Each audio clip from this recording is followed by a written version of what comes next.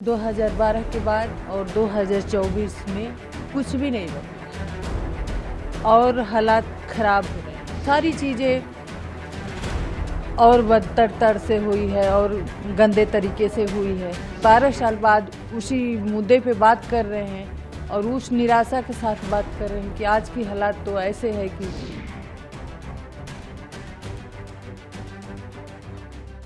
दिल्ली का निर्भया कांड जिसके गुजरे आज 12 साल हो गए हैं, लेकिन इसके बावजूद भी दिल्ली की वो खौफनाक सरदरात की हैवानियत याद आती है तो जिस्म का रोआं रोआं सिहर उठता है।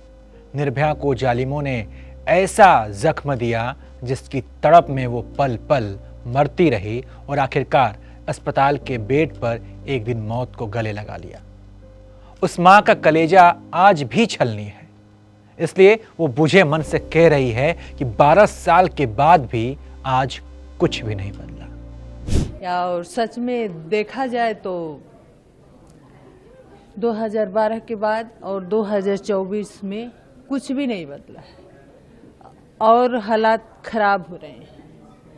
उस टाइम तो जिस तरह से सब लोगों ने एकजुट होके एक मूवमेंट बनाया कि नहीं, निर्भया को इंसाफ मिलना चाहिए, बच्चियों को सुरक्षा प्रोवाइड होना चाहिए, उनके सशक्तिकरण के लिए काम होना चाहिए, सख्त कानून बनना चाहिए। बहुत सारे वादे हुए और शायद कानून बने भी, लेकिन जो आज के हालात हैं उसको देख के तो हमें नहीं लग रहा है कि नहीं हम बच्चियों के लिए खास कुछ कर पाए हैं या हमारे कानून के वजह से किसी को इंसाफ मिल गया या उसके डर से किसी ने बच्ची के साथ क्राइम नहीं किया या उसको जान से नहीं मारा। सारी चीजें और बदतर से हुई है। निर्भया की मां का कहना है कि हैरानी इस बात की है कि 12 साल बाद भी हम उसी मुद्दे को लेकर बात कर रहे हैं, बेटियों की सिक्योरिटी पर बात कर रहे हैं, वो भी बेहद निराशा के साथ, क्योंकि हालात बेहतर होने के बजाय बदतर हुए हैं। बेटियां इंसाफ के लिए दर दर भटक रही हैं। तमाम सबूतों के बाद भी मुजरिम गिरफ्त से दूर हैं क्योंकि कानून का खौफ कम है। अगर कुछ नहीं बदला है तो जो हमारे देश में बच्चियों के साथ क्राइम हो रहे हैं, किसी को इंसाफ नहीं मिल रहा है और सबसे दुख की बात है कि आज भी हम 12 साल बाद उसी मुद्दे पे बात कर रहे हैं और उस निराशा के साथ बात कर रहे हैं कि आज की हालात तो ऐसे है कि कहीं दूर दूर तक ये नहीं लग रहा है कि नहीं हमें या और किसी बच्ची को या माँ बाप को इंसाफ मिलेगा, क्योंकि अब तो हालात इतने बिगड़ गए हैं कि 6-6 महीने 4-4 महीने तक मुजरिम ही पकड़ में नहीं आते हैं। साफ सुथरा अगर किसी को इंसाफ मिलना है, किसी को सजा मिलनी है तो साफ सुथरी केस कोर्ट में जाना चाहिए। ये तो प्रूफ होना चाहिए कि आखिर अगर बच्ची की जान गई है, उसके साथ क्राइम हुआ है तो किसी ने तो किया है, अपने आप तो कुछ होता नहीं, किसी ने तो किया है। लेकिन आज का तो हालात है कि कोई पता ही नहीं चल रहा है कि आखिर मुजरिम कौन है, क्राइम किसने किया। तो बहुत दुख की बात है कि आज भी हम उसी समस्या से जूझ रहे हैं। दिल में अपनी बेटी के लिए दर्द 12 साल से ठीक वैसा ही है। निर्भया की मां नहीं चाहती कि किसी बेटी को, उसके परिवार को फिर से वैसा ही दर्द झेलना पड़े।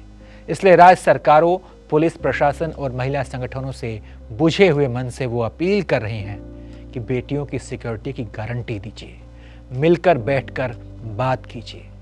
तो कहीं ना कहीं हमें इस चीज़ पे बात करनी चाहिए। आज जो प्रोग्राम है इसी चीज़ पे है तो इस पे बात करनी चाहिए। मैं तो बल्कि यही कहना चाहूँगी, आपका चैनल पूरे वर्ल्ड में जाता है तो इसके माध्यम से हम यही कहना चाहिए कि सब कुछ हो रहा है तो हमें राज्य सरकारों को, पुलिस को, हमारे जो महिला संस्थाएं हैं उनको, सबको मिल के इस पे हर मुद्दे से हट के इस पे बात करनी चाहिए कि आखिर अगर सब कुछ है तो किसी को इंसाफ क्यों नहीं मिल रहा है, अगर ऐसे क्राइम क्यों हो रहे हैं, इतनी हालात खराब क्यों है।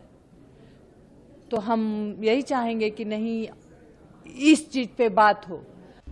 निर्भया केस में देश भर में आंदोलन होने के बावजूद 16 दिसंबर 2012 की रात को हुई जघन्य घटना के बाद 8 साल की कानूनी लड़ाई चली और फिर 2020 में आरोपियों को फांसी दी गई।